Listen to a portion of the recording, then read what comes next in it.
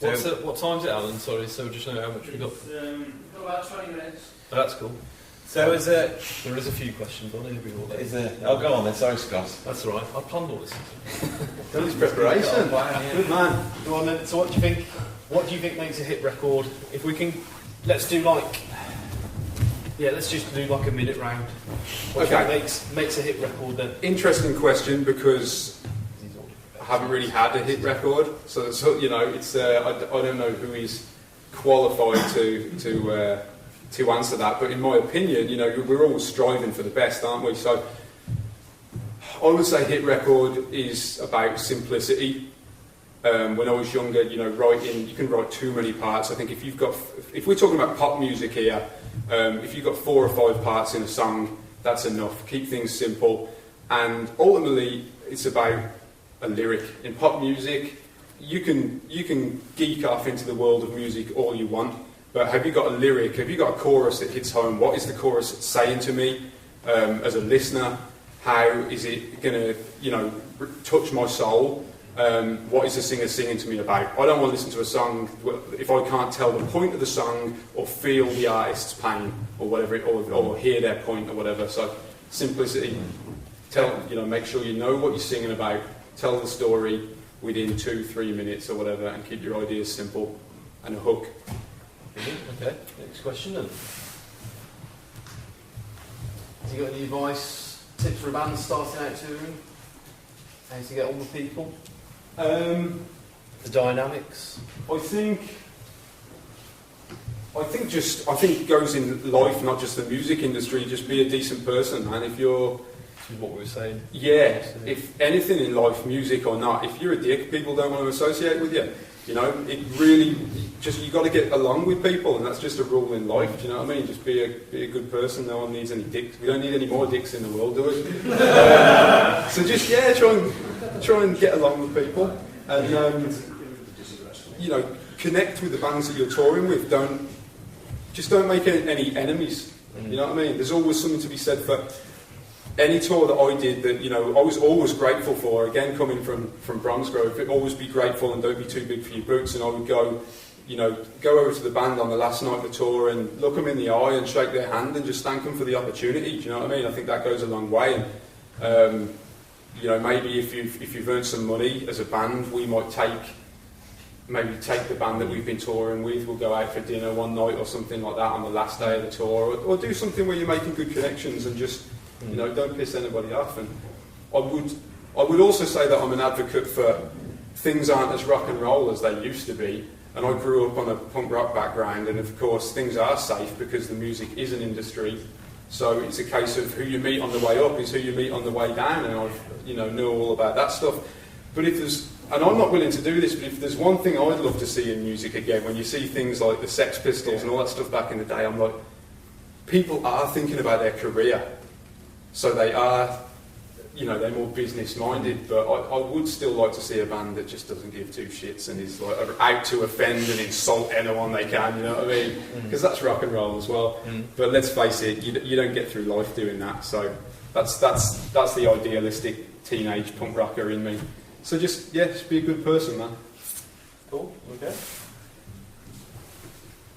So yeah, how important is networking? You did get this question.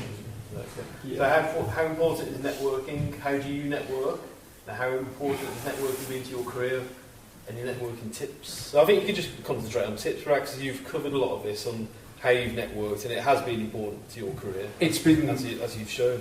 It's been massively important. When I look back on stuff, I haven't achieved that much on, you know, I haven't gone to like job interviews or done much stuff on paper, you know what I mean? It's come down a lot of the time to knowing people. I would say don't go out of your way to network. It's got to be natural. That's the biggest thing I've seen in LA and in America, is that the schmooze is something I don't like.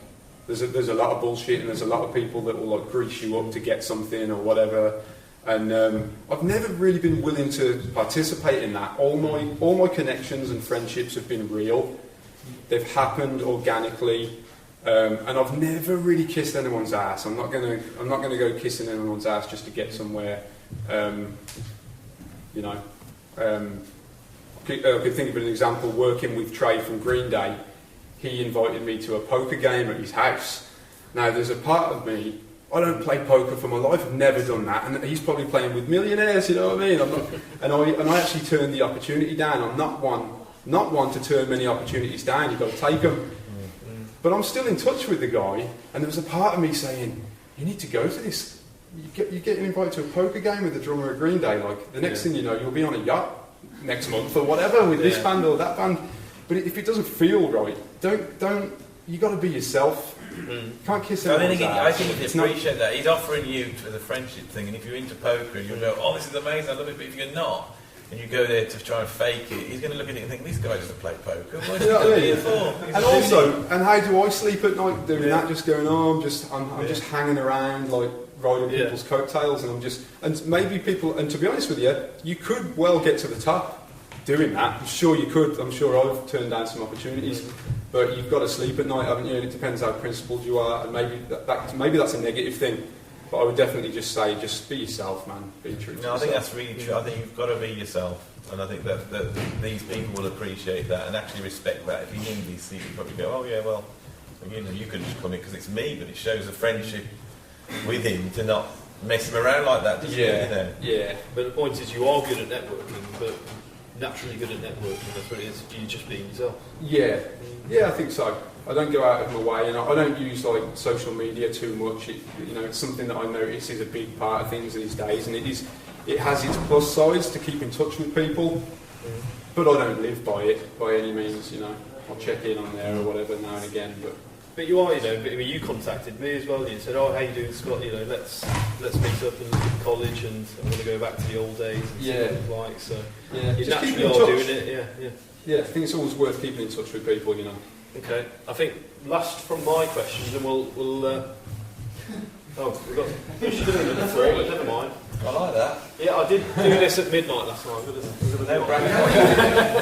Level 1 numeracy is on a minute.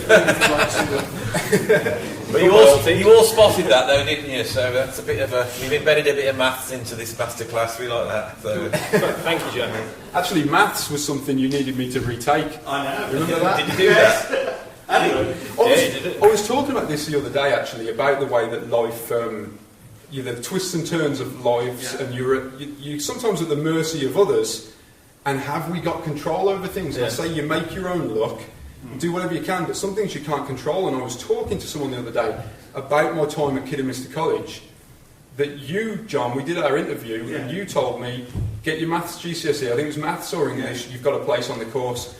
And I came back to him, and I had a Mohican, probably just dressed like crap. And I'm looking back on childhood me, going to you, and I didn't get what you asked me to get. And I failed, and John took me on. I don't know for what reason, whether you took a liking to me, whether I had the gift of the gab, I don't know what it was. But you said, I'll let you on the course, you've got to retake maths whilst you're on. And I'm sure there was 5 other people that could have had that place on that course, but John took me on. And my life might have gone in a different direction. I don't know. Do you know what I mean? These things where you're at the mercy of others. So yeah, this guy helped in that. Otherwise, I would have been, I don't know, down the dole office, I think. I took you on because you're talented. Next question. Thank you. So I think last from my questions, though. If any bands would send me advice, send songs for my advice, I'd be welcome to that. Of course. Yeah. Okay. Yeah. Well, I'll give your email address out to everyone then. Great.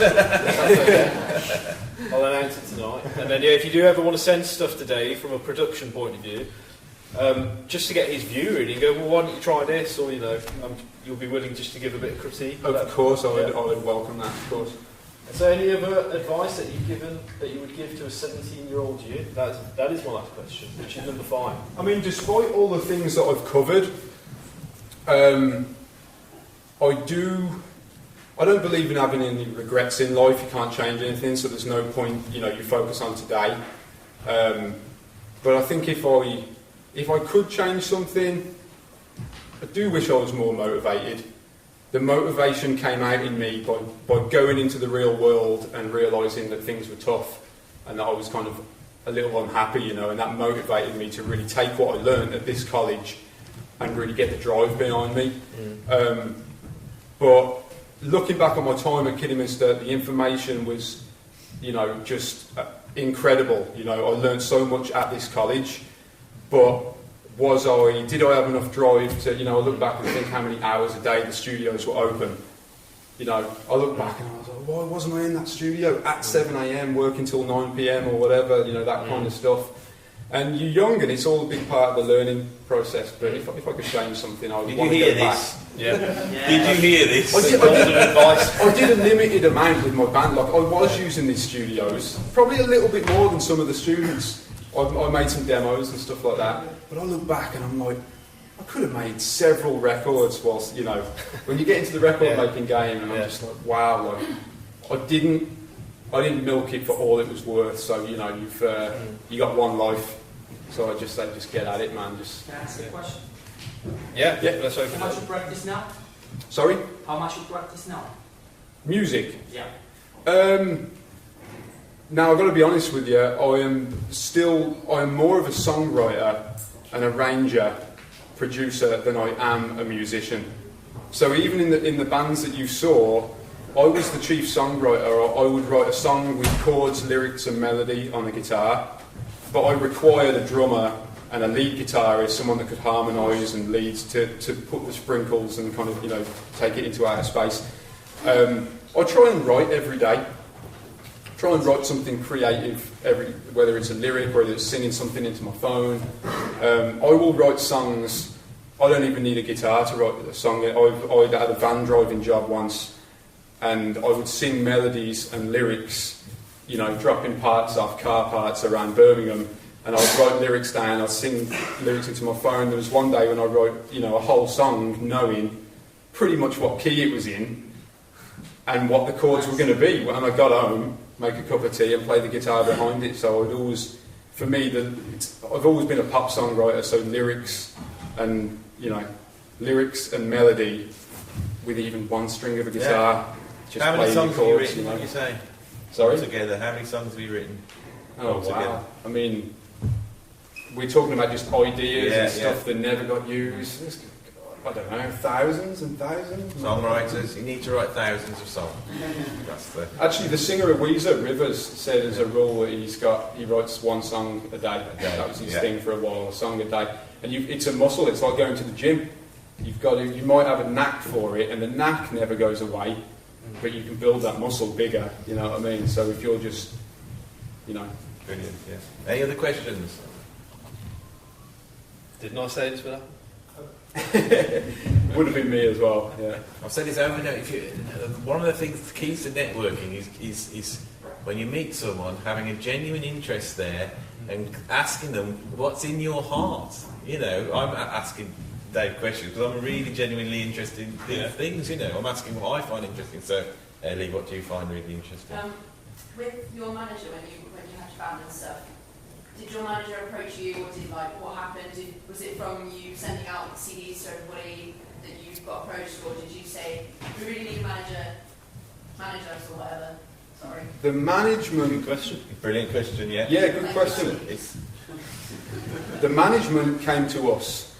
I think if you've got talent and you put it out, you put it around, the business aspect should flock to you. If you're creative and you've got something, you've got talent or you're special, people will flock to it, you know what I mean? So the management came to us, they heard, I can't remember how, I think in America they heard it through maybe an A&R man, and the guy was like, you know, called us up from America and was like, if you get out here, once you get out here, if we can get this deal in place, I would love to manage it and take it on. And in in the UK, we had a contract at one point and we took it to a great litigation lawyer, music lawyer called Andrew Sharland, works for a company called Clinton's, and he dabbles in a bit of management. So we were working with him on a contract, and he kind of said, have you got management? And we're like, no, and he took us on for a while in the UK. So ultimately, to ask your question, I think that the management, we didn't try too hard, it came to us. You know. So you leave today, what is your next project? Next project is going back to Long Beach, Southern California, where I'm living. I'm actually going to be doing some live sound engineering, and I have a studio project lined up with a band called Clean Spill, who is actually some like semi-professional surfers that have quite a name in that up-and-coming surf world. But they have a band, and I've been talking to their manager, and I've already done some demos with them. But hopefully, we're going to produce maybe 4 or 5 songs, something that the manager can then run with to help kind of get them to the next level and try and secure a deal.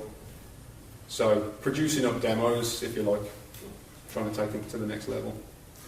I think Steve had a question as well. No, Archie. Oh, yeah, sorry. Between, like, you know, obviously leaving for America and then, you know, going on tour and stuff, and then the band actually breaking up, what would you say was your favourite experience out of like all of it? What topped it for you and what really stays with you? Recording with an A-list producer was definitely a big one. Being out in the Hollywood Hills is just ridiculous, and an experience that probably will not happen again. You know what I mean? You can't count on anything. Getting that taste of like recording in Hollywood with an A-list producer and just look, that stepped me up as a songwriter and how I worked. Someone that had a relentless work ethic. You know, working constantly every day. You know, working 15, 16-hour days. That definitely took me to the next level. And that was something incredible to see. And then just, I mean, some of the highlights I remember at the time playing the Download Festival and being on the main stage, and you've done it that much, you go into autopilot, don't you? And you just, for a second, you just take it in and say, this might not happen again, and like savour this experience. And the same with Japan at that Japanese festival, you know, just kind of seeing some of the views you see from the stage, and just knowing that like could be once in a lifetime, you know what I mean? So remember it. That's really good. What time is it? Just before we do any more questions, so I know. 22. Oh right, we've got enough time. I It's on. saw you, young lady at the back first here. You say you write one like every day. Do you write like a diary, like kind of thing, like what you see or what you feel or scenery? I would say so, yeah. I feel a bit more like a protest singer in a sense. If something's not pissing me off, I think any artist or songwriter is a philosopher to a certain sense, making sense of the world.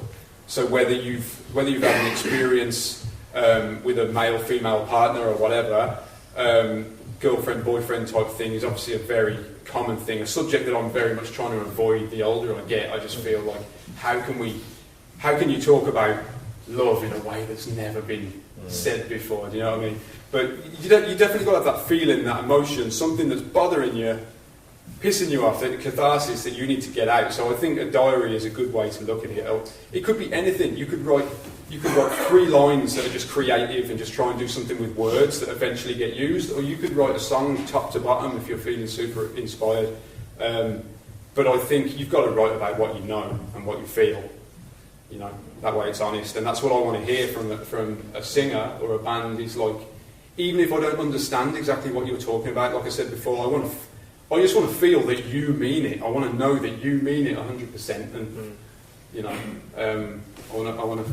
It sounds cheesy, but I want to feel their pain, because that's what kind of hits home. Of like, wow, they mean it. But people do relate to lyrics, don't they? Yeah. You know, the general public who listen to music relate to lyrics first of all, don't they? I think so. Yeah, definitely. Yeah. Okay, you man. With your band, did you try and sell your music and CDs first, or did you start gigging first? I mean, the gigs definitely came first. I think these days you guys have probably got a little bit more of a platform with the internet, where you can make music in your bedroom and sell it on your Bandcamp, can't you? Whereas at this point, this was very much like, we need to get a gig so that there's 20 people in the room to buy the CD that we've pressed. Do you know what I mean? So I think the gigs came first, and you know, selling music on top was a bonus, but you had to bring the people in first, and I think it's a slightly different thing these days, but that's how it was for me. Have you got another one? Yeah. Do you ever feel like there's like a barrier kind of thing? Because like when I write like a verse, a chorus, like pre-chorus, and then I can't think of anything else. Like the kind of moment goes, kind of thing. Yeah. that can happen. I think after working with producers, I would have a bit of that. I was always pretty good at finishing songs. I think that the talent for songwriting was always in me. I think I just polished it up. But definitely after working with producers and getting a little bit older, was when I hate to say it, I think there's a formula to anything creative, whether you're filming and editing a video or whatever it is. There is a process to a lot of things that it takes a little while to learn that process, but once you see it and you're like, and ultimately some things don't matter. You write the chorus. For me, I'm a very chorus-driven songwriter, pop songwriter. So if you've got your chorus and you're hammering home, I'll often write the chorus first, hammer home your point that you're trying to make that just sums everything up in one line that's going to hit someone, and write the rest around it. And don't overthink it. Like if you've got your verse and your chorus, if you've got the meat of it, the intro almost isn't that important. You know what I mean? And you can write a song backwards. Like I will sometimes take the middle 8 in a song and use part of that for the intro, or it might turn up again as the outro, and you start to learn these little rules where I can take that little lead break that is becoming the theme of the song, and you start to join the dots. So I think in answer to your question, that just keep writing, and you'll just get better at it. Once you learn the formula for how you write, you'll get quicker at finishing things, because that's important as well. Not leaving ideas just unfinished. You've got to really work to finish things sometimes, And also, don't be afraid to listen. Like I said, Elvis Costello was an influence on me at one point, and there's no rule book in songwriting, so don't be afraid to. If I'm writing a song that reminds me of a Beatles song, just go and listen to that track and be like, well, what did they do for their intro? They took this bit of the song, or whatever. So I'm going to take what's my bit of my song that's that, and then learn from the best of them. Don't be afraid to rip it off occasionally and put it backwards or whatever. Okay. Steve, did you want to cover star of Bass Magazine this month? Steve Warsop. Yeah. No, I had a question related to what you said earlier on, because you talked about at the end of your deal, when the band split, that you still had a bunch of time left on your visa. Yeah. Because if you're going to work in the States, which is clearly a huge part of where your success has come from, and being an expat over there has its own cachet in a way that it doesn't living in Bromsgrove. But that legal side of it, how much time did you have left? How much of what you're able to do now is because you could carry on working? Are you saying? So you said that you were able to stay in the States once the deal folded because your visa had some time left on it. Yeah. So you were able to then use that time to make connections to then stay there. Otherwise, you'd have been just moved out. Yeah, that was a big thing. The band broke up, and I came back and I worked at an old job of mine, Bromsgrove Motor Factors, delivering car parts and working in a warehouse, and doing that for a few months, earning money and kind of wondering what my options were. And I'd done this bit of modelling for Hurley, and they wanted me to do more, so I did get an opportunity to go back out, but there was no saying. I thought that job would last me a month, 2 months, it was just a few photo shoots or whatever. And I had this visa in my passport that said Warner Brothers and Science, which was the subsidiary that we signed to. So there's definitely that thing of like, that's an opportunity that doesn't happen every day. A visa is like gold dust. I've achieved that. I need to get back out there. And it was through networking, meeting people, and doing the best job that I could that eventually this company said, hey, your visa's running out. We want you around another year or another 2 years, so that we extended it, and I got a little bit of help having a sponsor to extend it, and eventually I applied for my green card, which I now have. So yeah, it was taking a chance, saying that there's a time limit on this. I need to get out and see what happens, and what's the worst? I'll just come back home. Okay, I think we need to do kind of round it up there, because I think we got Kev in the back. Yeah, is that Kev? Obviously, that's Kev there. Kevin Gammon. Yeah, sorry, I'm just wondering because I need a technician, Jack Arise, if he's around. It's just up there. I have, ladies and gentlemen, you listen to this wonderful conversation, and I'm hanging around the Newton Springs of Vile right upstairs, not being able to find a lead or a cable. So I'm sorry to interrupt. That's okay. Okay. Cheers, Kev. Can I ask really quick, who am I talking to here? What course is this? What are you guys studying? All various, really. You probably want to tell them. Yeah, there's a lot more courses than when you were here. So we've got music tech students in here. Music technology years 1 and 2, as per. Yeah, and then we've got music performance now, so level 3. We've got some level 2 students in here. Yeah, and then we have an HND now, so we go right up to almost degree level. So hands up degree HND students. We've got a couple, yeah. So, can I ask, is there any of you that can tell me what you aspire to be in the music industry? Have you got any focus sites on what you would love to happen, whether you think you got a chance at it or not? You first, if you like. I want to be able to choreography my own music. Which is create dance to your own music. Yeah, like be able to songwrite and choreography my own music. Okay. I'm more interested in sound engineering, so I want to sound engineering. Got it. Do you fancy any particular site? Would you rather do live, or would you rather do studio work? Or? I know that obviously with studio work in this country there's not much out there, so live sound, I guess. But Yeah. Got it. Have we got anyone that wants to get on stage and do the rock star thing? Yeah. Let's go with that. Yeah. Are you guys gigging very often? Are you very active on the live circuit? Yeah. I'm not you guys, I'm not but Andy, you've got about level 4 with Heartbroken. Who are they? Oh yeah, there's some other ones as well. We've got a level 4 in songwriting and singing and sort of artist development, which is it's quite a new course. It's the best course. I think it's my favourite course. That's why you want to mention it. I'm going to say as well, when Dave said, does anyone want to be a rock star, those of you who kind of put your hand up like that, that's not really what rock stars do, is it? Yeah, that's not the way you do. What you do is walk up the front, punch me in the face and kick the cameras off, and then sing a song. If you want to do that, you got one that to do that. We got a teacher called Felicia who can do that. Kevin, I think we've got to, because they've got to have time to pack the room down because there's another lesson coming in. So Dave has offered to take everyone out to the pub now and buy you all the drinks. Oh yes, so drinks are on me. I am taking. Do you want to get a picture with? Got a picture with this lot? I would love that. Yeah. So everyone, if you go on the stage, yeah, that'll be easier. Yeah. Go have a round of applause for Dave.